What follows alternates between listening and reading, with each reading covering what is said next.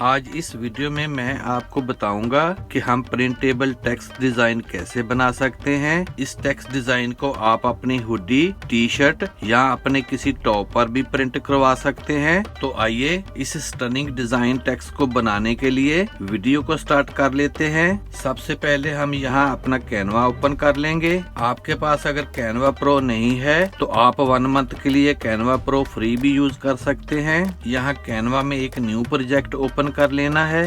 अब left side में text पर क्लिक करेंगे, फिर ऐड अ हेडिंग पर क्लिक करके एक टेक्स्ट बॉक्स ऐड कर लेंगे। अब यहाँ पर आप अपना टेक्स्ट टाइप कर सकते हैं। मैं यहाँ वॉरियर टाइप कर लूंगा। फॉन्ट पर क्लिक करके इसका फॉन्ट भी चेंज कर लेंगे। मैं इसको लिलिटा 1 फॉन्ट दे दूंगा। फिर ऊपर कलर पर क्लिक करके इसका कलर चेंज कर लेना है। मैं इसको यहाँ रेड कलर दे दूंगा। फिर इफेक्ट्स पर क्लिक करके इसको कोई इफेक्ट दे देंगे। मैं इसको स्प्लाइस वाला इफेक्ट दे दूंगा। इसकी ऑफसेट को रिड्यूस करके 0 कर देंगे। अब यहाँ कलर पर क्लिक करके मैं इसको यहाँ से सेम रेड कलर दे दूंगा और मैं इसके साइज को इंक्रीज करके इसको यहाँ पर सेट कर लूंगा। अब ऊपर पोजीशन पर क्लिक करना है। फिर यहाँ से इसकी रोटेट अमाउंट को 52 पर कर लेना है। फिर एंटर कर देंगे। इसके साइज को एडजस्ट करके इसको यहाँ सेट कर लेना है। अब ऊपर शेयर पर क्लिक करेंगे, फिर डाउनलोड पर क्लिक करके इसको डाउनलोड कर लेना है। जब ये फाइल डाउनलोड हो जाए तो फिर इसको यहाँ से सिलेक्ट करेंगे और इसको यहाँ से डिलीट कर देंगे। और अब जो फाइल हमने डाउनलोड की थी उसको यहाँ इस पेज में ड्रैग कर लेंगे। अब मैं यहाँ लेफ्ट साइड से रोटेट अमाउंट को -52 पर सेट कर लूंगा। फिर एंटर कर देंगे। अब इस टेक्स्ट की एक डुप्लीकेट बना लेंगे और इसको एग्जैक्टली पिछले वाले टेक्स्ट के ऊपर सेट कर देंगे। फिर इसकी एक और डुप्लीकेट बना लेंगे और इसको भी इस टेक्स्ट के बिल्कुल ऊपर सेट कर लेंगे।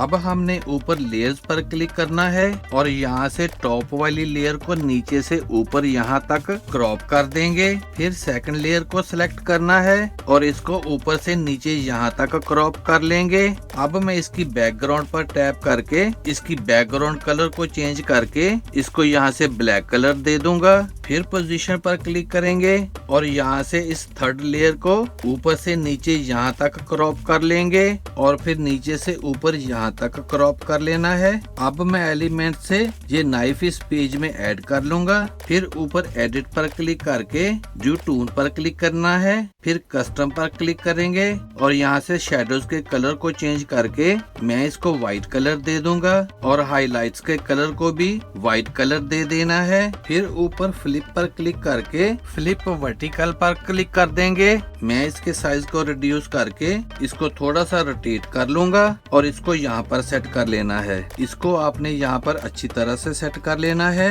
अब मैं इस पर टैप करके इसकी एक डुप्लीकेट बना लूंगा और इसको उठाकर इस जगह पर सेट कर लूंगा। तो हमारा स्टनिंग इफेक्ट टेक्स्ट बन के रेडी हो जाएगा।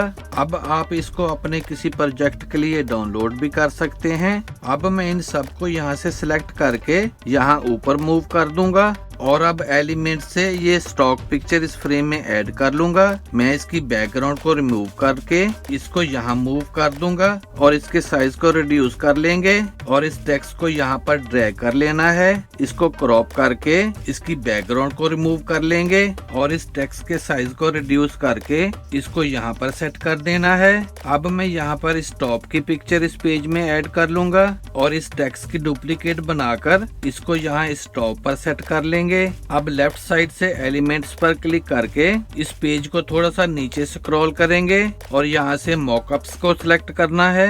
यहाँ सी ऑल पर क्लिक करेंगे। यहाँ से मैं ये वाला मॉकअप इस पेज में ऐड कर लूंगा और अब यहाँ पर इस टेक्स्ट को ड्रैग कर लेंगे। इसकी बैकग्राउंड को रिमूव कर लेंगे और इसको उठाकर यहाँ पर इस मॉकअप के फ्रेम में ऐड कर लेंगे। फिर ऊपर एडिट पर क्लिक करेंगे। अब लेफ्ट साइड में यहाँ कलर पर क्लिक करके इस मॉकअप का कलर चेंज कर लेंगे। मैं इसको डार्क ग्रे कलर दे दूंगा। फिर यहाँ से टेक्स्ट के साइज को इंक्रीज करके इसको टॉप पर एडजस्ट कर लेना है। फिर अप्लाई चेंजेस पर क्लिक कर देंगे और इसको मैं यहाँ सेट कर लूंगा। And here is the final result. Video अच्छी लगे तो सब्सक्राइब करें मेरे इस चैनल को और वीडियो को ज्यादा से ज्यादा शेयर कर दें। See you in the next video. Good bye.